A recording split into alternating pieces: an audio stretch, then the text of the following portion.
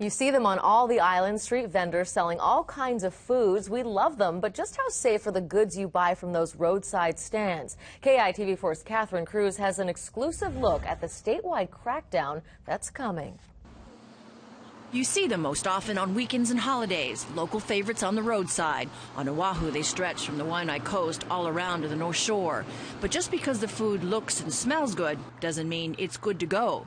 We have no idea what the conditions that these foods are made under. So it's a big problem. This illegal vending is a major public health issue that needs to be addressed. From huli huli chicken to pickled mango, you can find vendors hoping you'll stop and satisfy a craving.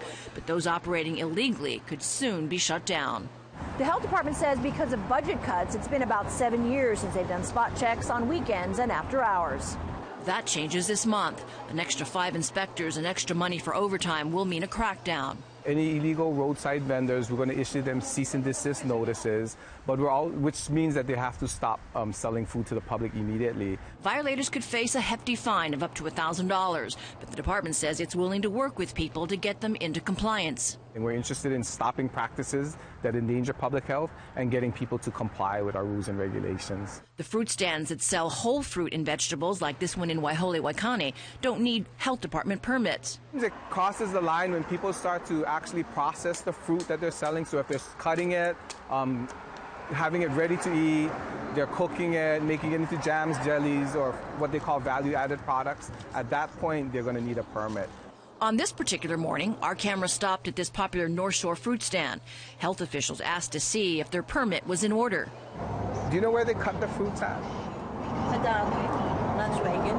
That's what we were told, but just minutes before, a complaint about a vendor cutting fruit using a dirty knife and cutting board triggered a visit by a food inspector who confirmed the unsanitary practice reported by a tourist.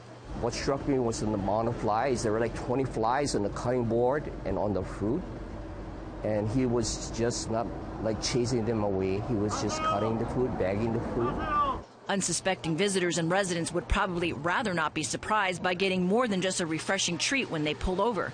It's one of those things that you have to, be careful of no matter where you go. You'd hate to think that killer mango means anything more than just good eats. Catherine Cruz, KITV4 News. State health inspectors plan to be out later this month looking at everything from farmers markets to food trucks.